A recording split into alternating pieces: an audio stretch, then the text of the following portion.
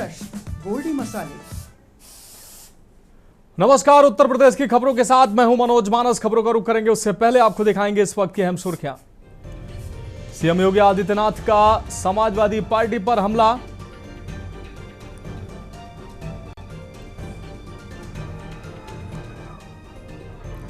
जयप्रकाश नारायण सर्वोदय विद्यालयों में बड़े बदलाव की तैयारी। सीएम योगी ने दिए कड़े निर्देश, भरे जाएंगे शिक्षकों के पद। यूपी में 52 नेताओं को मिली bulletproof jacket. Akhilesh Yadav, Mayawati समेत कई बड़े नेताओं को सुरक्षा कवर। ईडी को मिले सुराग। जौहर यूनिवर्सिटी के निर्माण में बेशुमार काला धन खपाया। सांसद विधायक निधि का भी इस्तेमाल।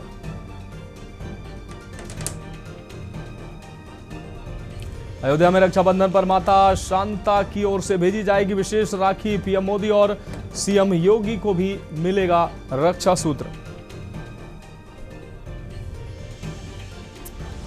यूपी में बदला मौसम का मिजाज। कड़ी उमस भरी गर्मी, कहीं झमाझम बारिश। कई जिलों में बारिश का अलर्ट जारी। आप देख रहे हैं के न्यूज़, खबरों का सारथी। और अब खबरें विस्तार से। अहम खबर से बुलेटिन की शुरुआत करेंगे। उत्तर प्रदेश की राजधानी लखनऊ से अहम खबर है, जहां यूपी में 52 नेताओं को मिली बुलेट प्रूफ जैकेट। तो उत्तर प्रदेश की राजधानी लखनऊ से इस वक्त की बड़ी खबर आपको दिखा रहे हैं। अखिलेश यादव, मायावती समेत कई बड़े नेताओं को सुरक्षा कवच मिला है। सीएम योगी, अखिलेश यादव समेत कई बड़े नाम जो है वो इस सुरक्षा कवच में है। 11 मंत्री भी बुलेट प्रूफ जैकेट पाने वालों में शामिल हैं। सीएम योगी, अखिलेश यादव समेत कई बड़े नाम सुरक्षा सूची में हैं।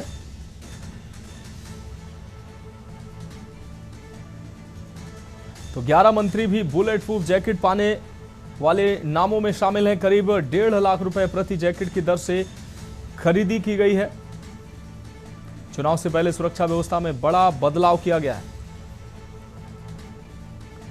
तो लखनऊ से इस वक्त की अहम खबर। यूपी में 52 नेताओं को मिली bulletproof jacket. Akhilesh, Mayawati समेत कई बड़े नेताओं को सुरक्षा कवच मिला है।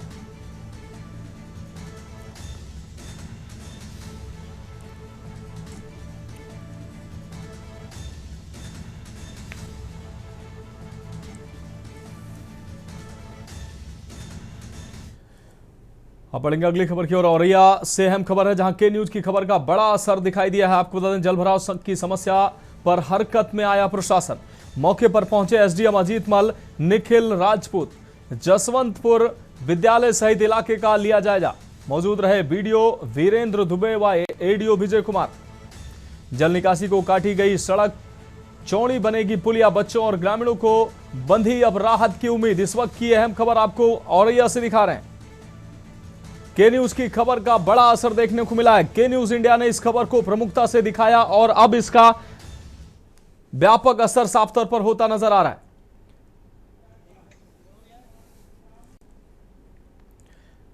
और अब बढ़ेंगे अगली खबर की ओर। संभल से अहम खबर, जहां अवैध कब्जाधारी पर बड़ी प्रशासनिक कार्रवाई हुई है। मंदिर की भूमि पर किया गया था अवैध कब्जा।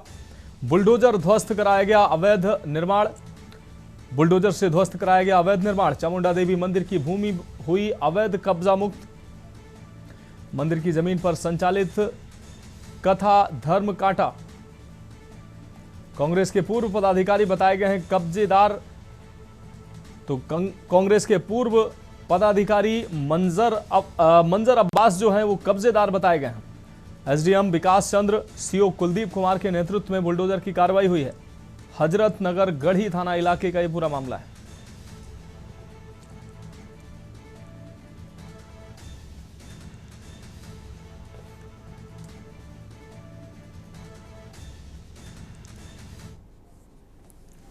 सिरसी में घाटा संख्या 692 जो कि अभिलेखों में चामुंडा के नाम से दर्ज है, और उसमें अवैध रूप से 72 वर्ग मीटर पे निर्माण था, धर्मकाटा था, मकान के रूप में कंस्ट्रक्शन था।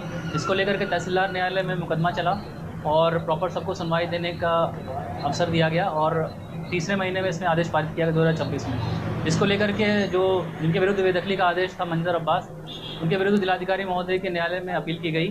जिलाधिकारी महोदय के न्यायालय से इसमें अपील खारिज हुई है और उस आदेश के क्रियान्वयन में मौके पर आज बेदखली की कार्रवाई की जा रही है। तो कितनी जमीन होगी टोटल? 72 वर्ग मीटर है जिसपे अवैध कब्जा है। अगली खबर का रुख करेंगे बाराबंकी से। अहम खबर है जहां खंडहर में तब्दील हुआ उत्तर प्रदेश स्वास्थ्य केंद्र। लाखों रुपए लागत से बना था उप स्वास्थ्य केंद्र, तो उप स्वास्थ्य केंद्र खंडहर में तब्दील हुआ है। बाराबंकी से खबर आपको दिखा रहे हैं। आयुष्मान आरोग्य मंदिर भी चढ़ा भ्रष्टाचार की भेंट। ग्रामीण सीएचसी व जिला अस्पताल लगा रहे हैं मरीज दौड़। सीएचसी सिरौली गौसपुर के मरोचा गांव का यह पूरा मामला है। तो ये तस्वीरें सामने आई हैं, आप देख सकते हैं किस तरीके से खंडहर और वीरान जो है होता नजर आया है यह स्वास्थ्य भवन। आयुष्मान आरोग्य मंदिर भी चढ़ा है भ्रष्टाचार की भेंट। तो ग्रामीण सीएचसी व जिला अस्पताल लगा रहे दौड़। बाराबंकी से अहम खबर, खंडहर में तब्दील हुआ उप स्वास्थ्य केंद्र।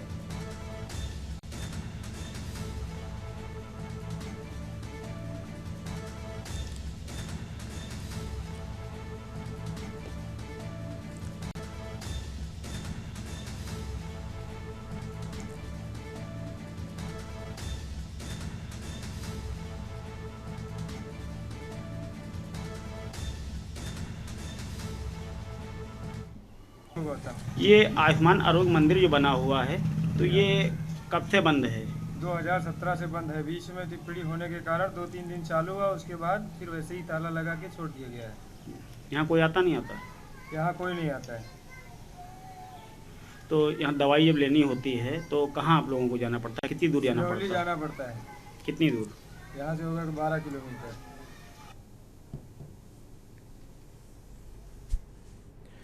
उत्तर प्रदेश के मुख्यमंत्री योगी आदित्यनाथ के 24 अगस्त को संभावित रायबरेली दौरे को लेकर जिला प्रशासन ने तैयारियां शुरू कर दी हैं। इस दौरे के दौरान मुख्यमंत्री कई विकास परियोजनाओं की सौगात देंगे और एक जनसभा को भी संबोधित कर सकते हैं।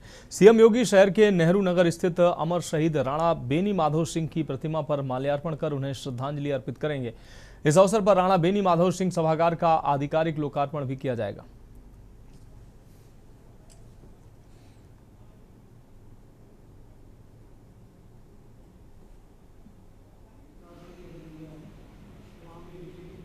देखिए, जो ये आने वाला 24 अगस्त है उसमें राणा बेनी माधव जी की जयंती है, 222वीं जयंती है।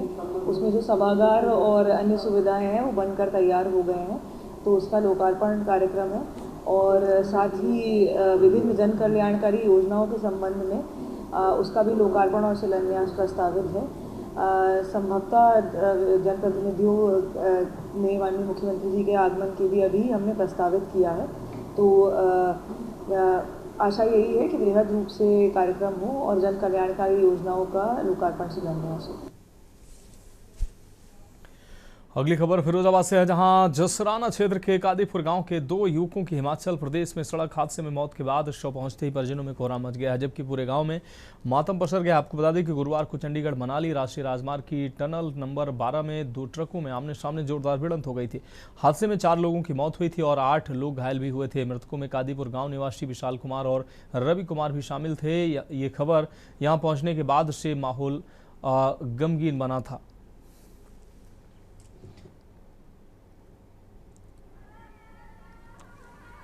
जो घटना ये हुई है हमारे गांव कादीपुर और हमारे मित्र रवि और विशाल की है, जो कि ये लोग मनाली रहते थे।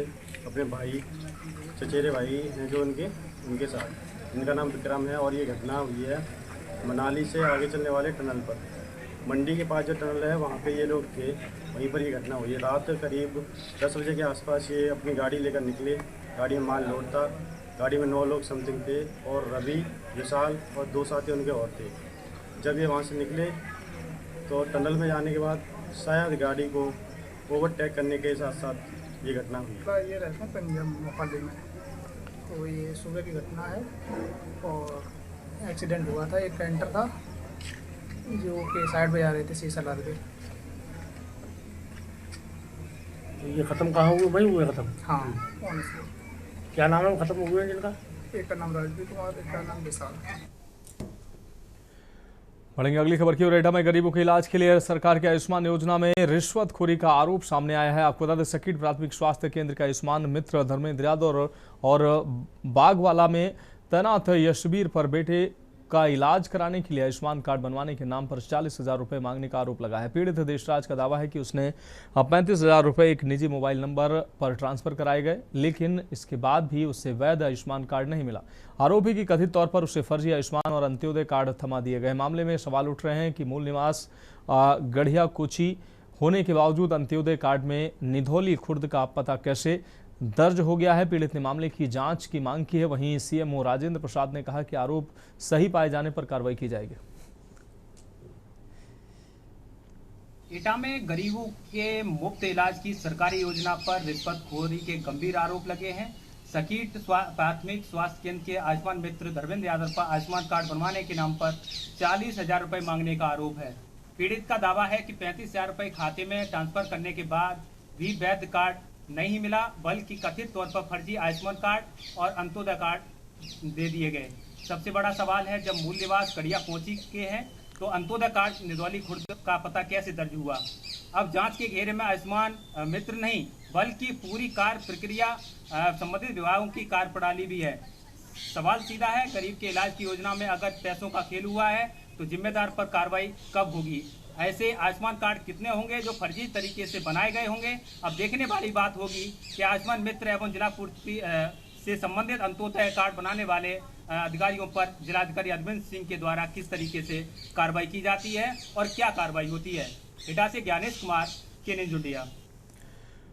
बढ़ेंगे अगली खबर की ओर। खबर कन्नौज से है, जहां ठठिया थाना क्षेत्र की सुरसी चौकी पर तैनात सिपाही ध्रुव यादव पर मारपीट के मामले में 5,000 रुपए रिश्वत मांगने का आरोप लगा है। पीड़ित राहुल कुशवाहा का आरोप है कि सिपाही ने चौकी इंचार्ज के नाम पर रुपए मांगे। मामले में पीड़ित और सिपाही के बीच पैसों के लेन देन का कथित ऑडियो भी वायरल हो रहा है।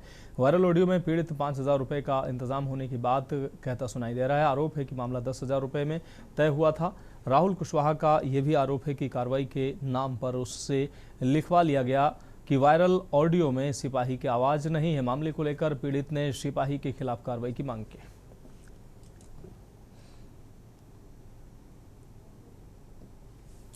हेलो, कहाँ गया लोग? हम ये कह रहे थे भैया, हाँ भैया, लगभग 5,000 का इंतजाम हो पाया था हमारा। मतलब आप कहाँ आ गए? हम तो अभी किशन में हैं। तो आना तो बच्चे कितने में? ठीक है, ठीक है, वही है ना, आधे का इंतजाम हो जाए तो बताओ साथ से मिले कि ना मिले। एक मिनट।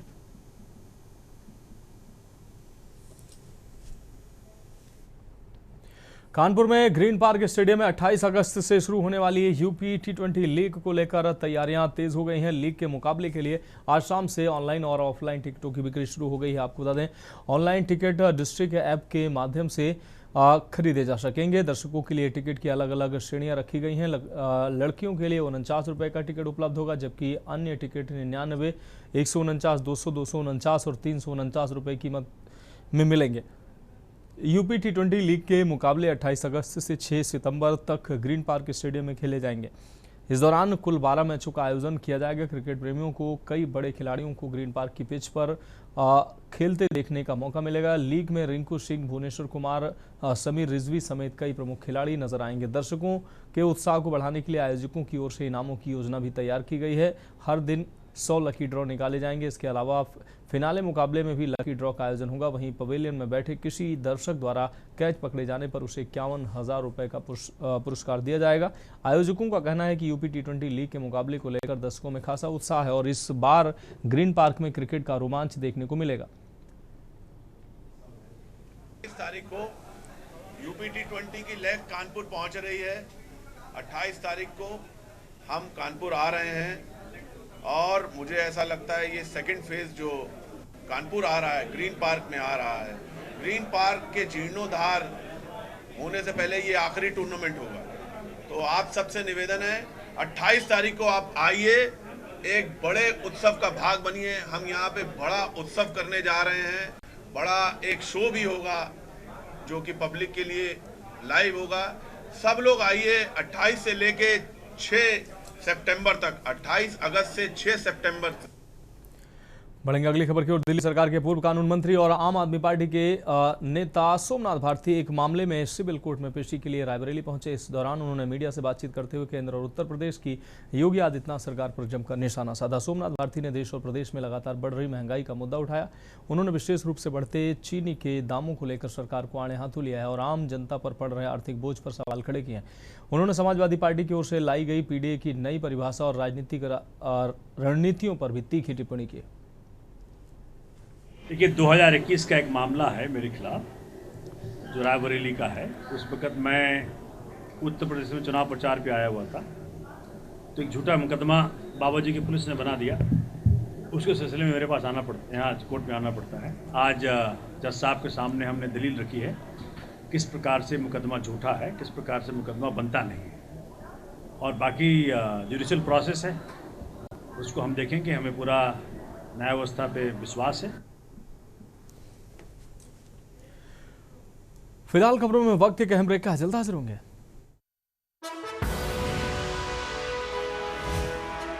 खबरों का सारथी। ब्रेक के बाद उत्तर प्रदेश की खबरों में एक बार फिर से आपका स्वागत है। अगली खबर कानपुर देहात से है, जहां रसूलाबाद पुलिस ने टप्पेबाजी और छिनैती करने वाले एक शातिर गिरोह का पर्दाफाश किया है। पुलिस के साथ हुई मुठभेड़ के दौरान 2 बदमाशों को गिरफ्तार किया गया, जबकि उनका एक साथी मौके से फरार हो गया। ये गिरोह सिद्ध बाबा और हरिद्वार से आने वालों को झांसा देकर महिलाओं को अपना निशाना बनाता था और अनहोनी का डर दिखाकर उनके जेवरात व नकदी ठग लेता था। रसूलाबाद क्षेत्र में चेकिंग के दौरान जब पुलिस ने संदिग्धों को रोकने का प्रयास किया तो आरोपियों ने पुलिस टीम पर तमंचे से फायरिंग कर दी। इसके बाद पुलिस ने घेराबंदी कर 2 आरोपियों को दबोच लिया। पुलिस के हत्थे चढ़े आरोपियों की पहचान शाहरुख और समीर के रूप में हुई है। इनका तीसरा साथी हुसैन मौके से फरार हो गया, जिसकी तलाश जारी। आरोपी खुद को सिद्ध बाबा बताकर हरिद्वार से आने वाले लोगों को झांसा देकर महिलाओं को खासकर अनहोनी का भय दिखाकर ठगी करते थे।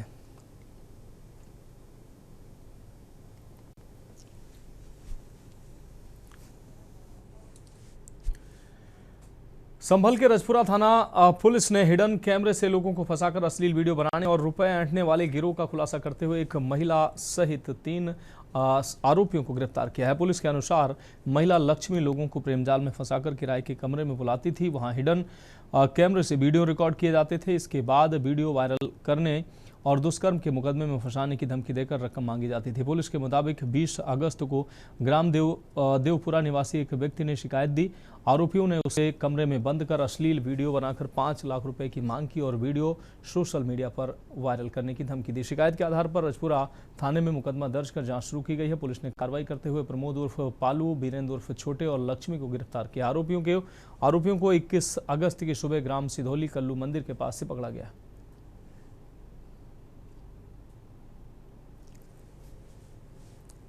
संभल में अपराधियों पर अंकुश लगाने के अनुक्रम में थाना रजपुरा को एक ऐसी गैंग का पर्दाफाश करने में सफलता मिली है, जिसमें एक पति पत्नी है और उसके अलावा 3 उनके अन्य साथी हैं। इन लोगों के द्वारा प्रथम दृष्टया क्लाइंट्स को लोगों को ढूंढा जाता था, फिर उन लोगों को कहीं होटल में या किसी कमरे में या शादी के नाम पे शादी करके इस बहाने इस हिडन कैमरा के माध्यम से उनके आपत्तिजनक फोटो या वीडियो बना लिए जाते थे और उसके बाद में उन लोगों से 5-5 लाख रुपए तक की ब्लैकमेलिंग की जाती थी। इसमें प्रमोद नामक व्यक्ति और इसकी धर्मपत्नी लक्ष्मी है, इन दोनों के द्वारा ये इस तरह का कृत्य किया जाता था। और वेद प्रकाश नामक व्यक्ति है जो टेक्नीशियन था, वो कैमरा फिक्स करने का काम करता था। अगली खबर का रुख करेंगे। कन्नौज जिले में कानपुर मंडल के संभागीय परिवहन अधिकारी राकेंद्र कुमार सिंह विशेष दौरे पर पहुंचे। उन्होंने आरटीओ कार्यालय का निरीक्षण किया। इस दौरान एआरटीओ एजय तिवारी और पीटीओ सुनीता सैनी मौजूद रही। पत्रकारों से बातचीत में आरटीओ ने बताया कि शासन के निर्देश पर मिशन सेफ फ्यूचर द्वितीय फेज के तहत स्कूली वाहनों की फिटनेस और पंजीकरण की जाँच की जा रही है। निरीक्षण के दौरान अभियान की प्रगति और अनफिट तथा बिना पंजीकरण चल रहे वाहनों पर हुई कार्रवाई की जानकारी ली गई। शासन के निर्देश पर परिवहन आयुक्त महोदय द्वारा मिशन सेफ फ्यूचर 2.0 स्कूली वाहनों को फिट रखने के संदर्भ में चलाया जा रहा है पूरे प्रदेश में। इसी क्रम में मैं संभागीय परिवहन अधिकारी राकेंद्र कुमार सिंह कानपुर संभाग कन्नौज जिले में आया हूं। यहां की स्थिति ये है कि 718 स्कूली वाहनों की संख्या है जनपद कन्नौज में, जिसमें अभी अनफिट स्कूली वाहनों की संख्या 85 के सापेक्ष 31/7/2026 से पूर्व ARTO द्वारा 71 वाहन स्वामियों को नोटिस भेजा जा चुका है और दिनांक 11/8/2026 से 19/8/2026 के बीच 14 वाहन स्वामियों को नोटिस भेजा गया है। इस प्रकार से 85 अनफिट वाहन स्वामियों को नोटिस भेजी जा चुकी है। अगली खबर फर्रुखाबाद से है, जहां सावन के मद्देनजर जिला गंगा समिति के तत्वाधान में पांचाल घाट पर गंगा स्वच्छता अभियान एवं विशेष जागरूकता कार्यक्रम आयोजित किया गया है। जिला परियोजना अधिकारी निहारिका पटेल के निर्देशन में गंगा योद्धाओं ने घाट पर सफाई अभियान चलाकर प्लास्टिक, पॉलीथीन, खंडित मूर्तियां, कपड़े और अन्य अपशिष्ट सामग्री एकत्र कर उनका समुचित निस्तारण किया। इस दौरान गंगा स्नान और पूजा अर्चना के लिए पहुंचे श्रद्धालुओं को गंगा को स्वच्छ एवं निर्मल बनाए रखने के लिए जागरूक किया गया। लोगों से पूजा सामग्री और अन्य कचरा गंगा में विसर्जित न करने की अपील की गई। बाढ़ के मद्देनजर कांवड़ियों व श्रद्धालुओं को गहरे पानी में न जाकर सुरक्षित स्थान पर ही स्नान करने की सलाह दी गई है।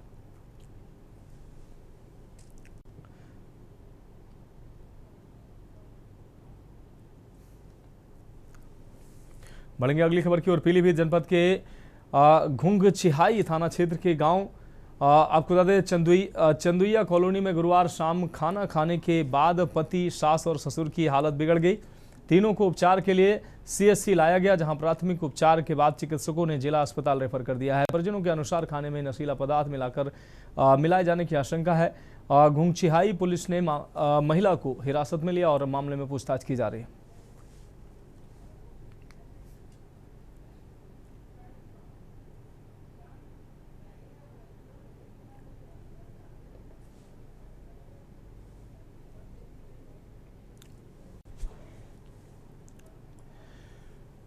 अगली अहम खबर जनपद इटावा से है, जहां भड़थना थाना क्षेत्र के चंदेठी गांव में पत्नी और सास की हत्या के मामले में पुलिस ने मुख्य आरोपी पति सत्येंद्र यादव को मुठभेड़ के बाद गिरफ्तार कर लिया है। पुलिस के मुताबिक आरोपी के कब्जे से मृत पत्नी की पायल, तमंचा और कारतूस बरामद हुई है। मामले में आरोपी के रिश्तेदार मुकेश को पुलिस पहले ही गिरफ्तार कर चुकी है। SSP इटावा ब्रजेश कुमार श्रीवास्तव ने बताया कि पति पत्नी के बीच विवाद चल रहा था और मामला न्यायालय में विचाराधीन है। रुपए पैसे के विवाद के चलते सत्येंद्र ने मुकेश के साथ मिलकर हत्या की साजिश रची। आरोप है कि मुकेश ने कोल्ड ड्रिंक्स में नशीला पदार्थ मिलाकर दोनों महिलाओं को बेहोश किया। बाद में सत्येंद्र ने चाकू से उनकी हत्या कर दी। थाना भड़थना के चंदेठी गांव में 17 अगस्त को एक घर में मां और बेटी का शव बरामद हुआ था। उस घटना का अनावरण पूर्व में किया जा चुका है, जिसमें एक अभियुक्त मुकेश गिरफ्तार होकर के जेल गया है। उस घटना पे शामिल मंजू का पति सत्येंद्र को आज पुलिस मुठभेड़ के बाद गिरफ्तार किया गया है। ये उन दोनों अभियुक्तों में से इसकी प्रमुख भूमिका ये थी कि उसने कोल्ड ड्रिंक में नशीली दवा मिला करके मुकेश को दिया था। अगली खबर बदायूं शहर से है, जहां कोतवाली सदर क्षेत्र में एक तरफ जहां परिवार अपने स्वजन के निधन के बाद दशम संस्कार की तैयारियों में जुटा था, वहीं दूसरी ओर चोरों ने सोने घर को अपना निशाना बना दिया।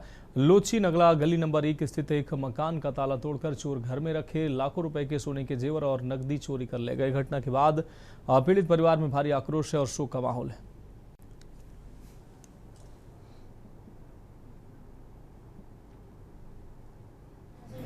हो गया था, इसलिए हम लोग गाँव गए थे और हमारे घर में कम से कम लगभग 15 लाख की चोरी हो गई। हार है, चूड़ी है, चैन है, अंगूठी है, कानों के, ये सब चोरी हो चुके हैं। और हम लोग गांव आए थे 10 महीने और उसी रात हमारी चोरी हुई है हमारे घर में।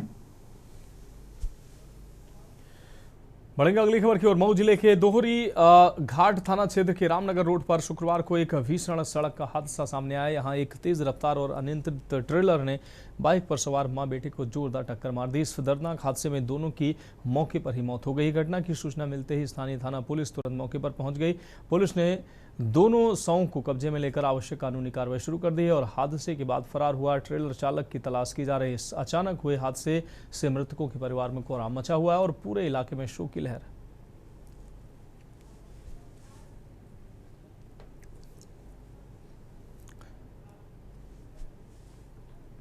तोरी घाट थाना क्षेत्र में चूटी डंड गांव के पास हाईवे पे एक दुर्घटना हुई है, बहुत दुखद दुर्घटना हुई है।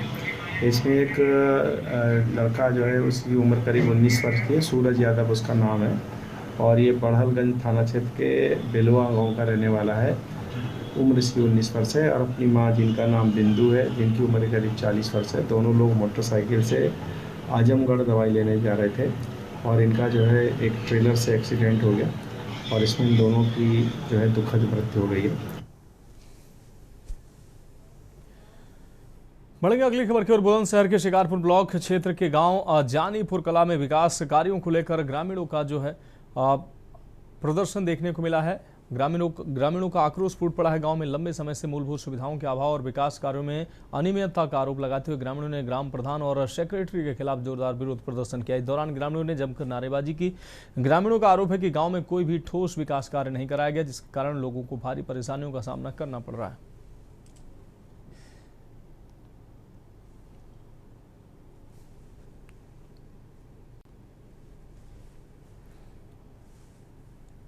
चीनी पर बढ़ चुके हैं मात्र 8 दिन के अंदर। 850 रुपये कट्टा बढ़ा है चीनी पर। सुबह से शाम तक ग्राहक से दिमाग मारते मारते परेशान है। जो आता है पहले चीनी के रेट पूछता है। अब कहीं पुरानी चीनी पड़ी है, कहीं कोई नहीं ले जा रहा, ताजी ले जा रहा है, कहीं मंदी मिल जाती है, कहीं तेल मिले। बाजार बड़ा डिस्टर्ब है। सरकार की आंखें बिल्कुल बंद हो चुकी हैं। एक तरफा तेजी कर दी सरकार ने। जैसे बहुत जल्दी एक साथ 45 से 60 तक का जो रेट हुआ तो चर्चा होना स्वाभाविक था, वो कोई बात ही नहीं। और त्यौहार का सीजन है तो सभी की इच्छा भी यही है, हमारी भी। मैं समझता हूँ कि शायद सरकार ने भी इस विषय में संज्ञान ले लिया होगा, और उम्मीद करता हूँ कि त्यौहार से पहले ही इस चीनी का रेट उन्हें अपने उसी रेट पर आ जाना चाहिए। ये रेट की बढ़ोतरी तो खैर त्योहारों में होती है, लेकिन ये पहली बार देखने को मिल रहा है।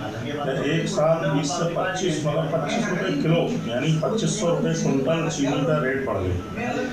ठीक है, आती है महंगाई। अब इसमें समस्या व्यापारी को ये आएगी कि आदमी मान लो इन्वेस्टमेंट कर भी दे। किसी ने मान लो गाड़ी आती है बड़े व्यापारियों की, तो मान लो 500 कट्टे की गाड़ी आई और अचानक रेट डाउन हो गए तो क्या करेगा दिक्कत तो बहुत हुआ। और जो गरीब आदमी तो हर काम करेगा, और पास पैसा ना तो काम करेगा नहीं। और चीज़ों की अगर बात करें, जैसे कि बताया जा रहा है रिफाइनरी बहुत महंगे 200 रुपये लीटर। हाँ, तेल कहाँ जा रहे हो? सभी चीज़ तेज बढ़ाई है। तेल, रिफाइंड, चीनी सब चीज़ तेज है। हमारी इतनी उम्र हो गई, हमने कभी नहीं देखा। कितनी उम्र है आपकी? 70 साल। अच्छा, आपको क्या लगता है कि बाजार में चीनी के दाम बढ़ने से किस तरह की समस्या पैदा हो सकती है? सब समस्याएँ हैं, आम आदमी नागरिक परेशान है। छोटा तबका क्या करेगा? रोज गुजर के लिए चीनी जरूर चाहिए, दूध में, चाय में। और चीनी इतनी महंगी है, सारा बजट बिगड़ गया है। फिलहाल उत्तर प्रदेश की खबरों में अभी के लिए मेरे साथ इतना ही। मुझे दीजिए इजाजत और आप देखते रहिए के न्यूज़ इंडिया।